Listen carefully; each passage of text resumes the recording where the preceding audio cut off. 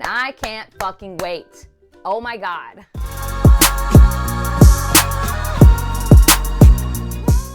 Well, hello. Welcome back to my channel. Just Shauna here to talk about a friggin' book.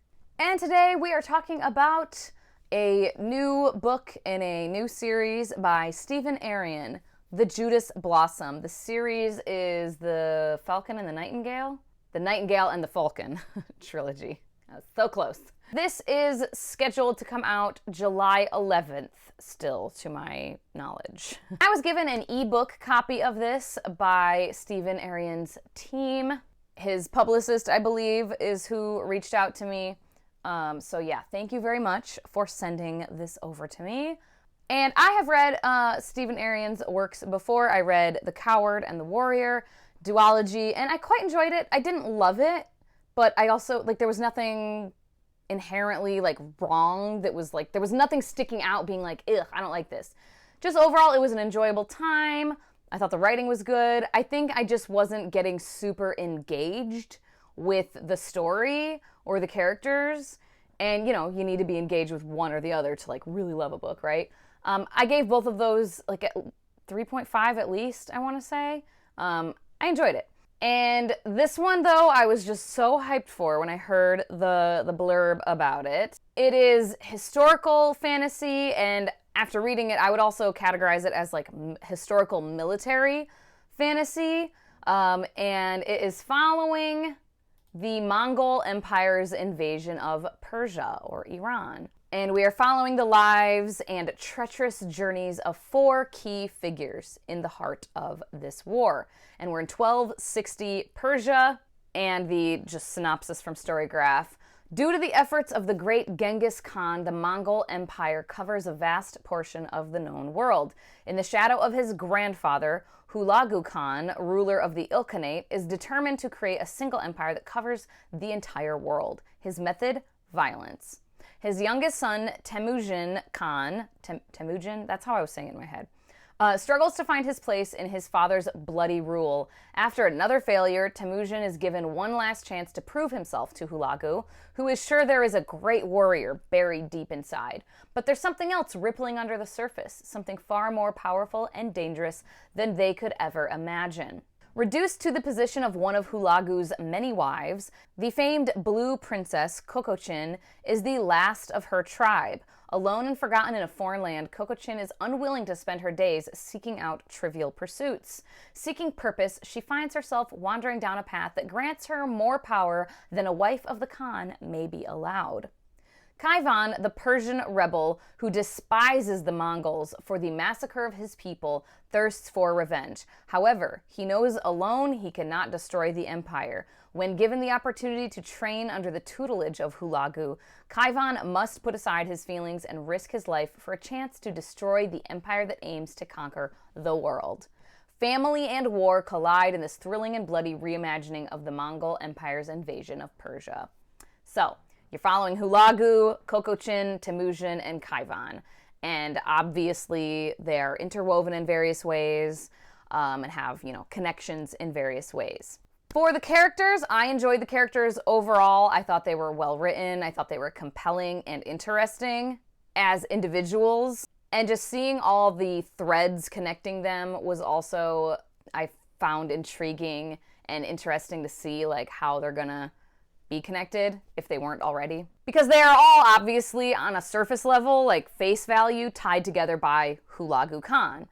Because one of them is his son, one is his wife, and one is a rebel who then he's mentoring essentially. But they all end up having other things that connect them as well. And I think the only drawback I would say with the characters that I found was, again, I found them all very interesting individually, but there were a couple of romances happening and just, friendships here and there.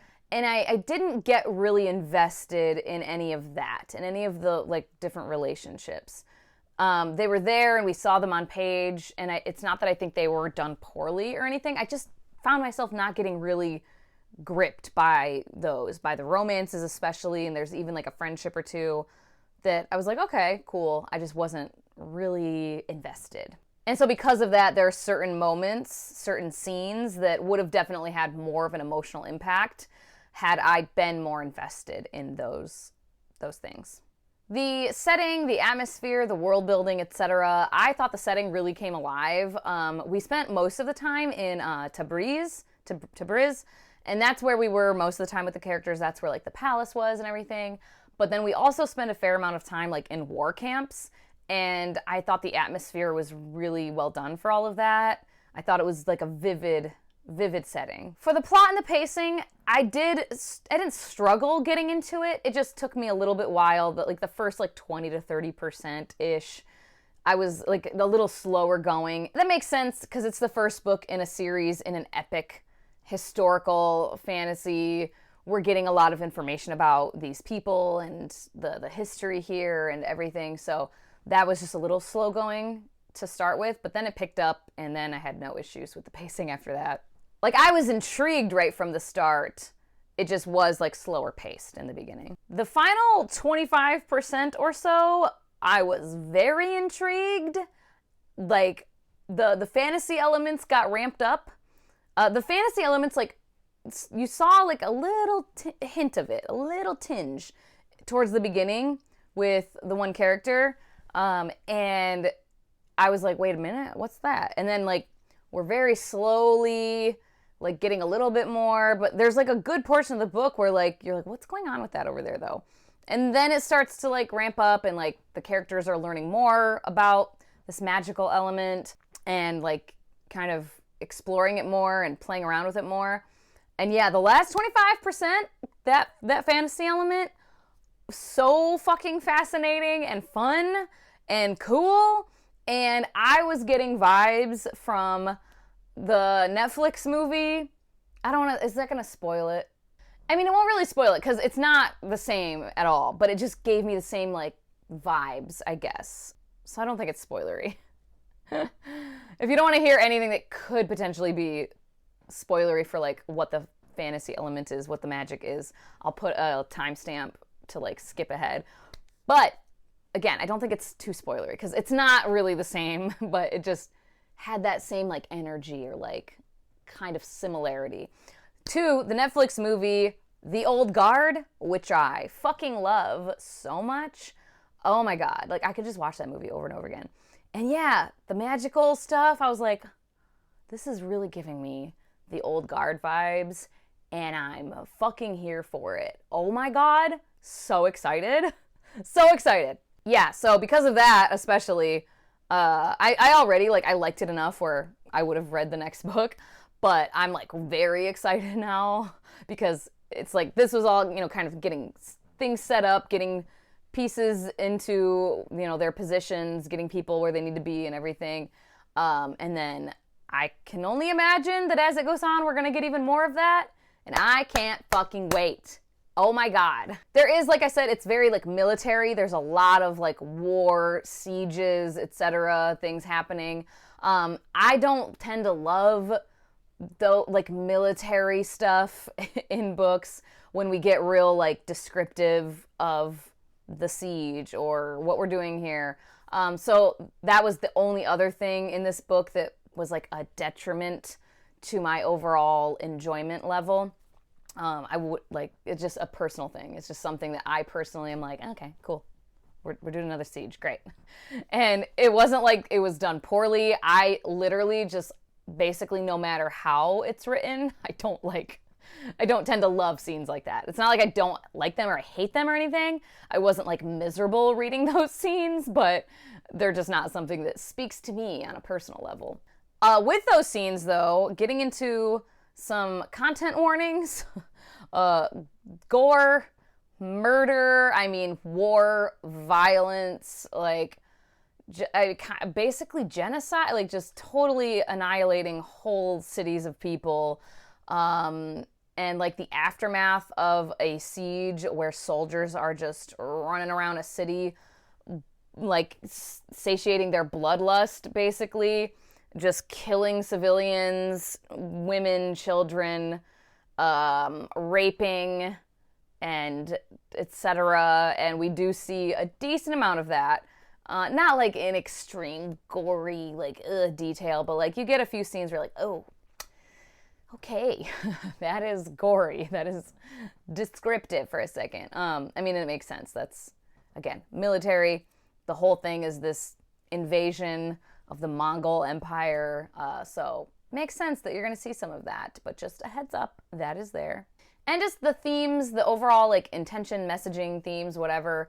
Obviously, like imperialism, colonialism, kind of in the same vein. Moral reasoning and like justification was a big thing. Characters kind of warring within themselves of like, where's the limit? Where's the limit of what I'm willing to do to get revenge or to protect myself or whatever? You know what I mean? Like,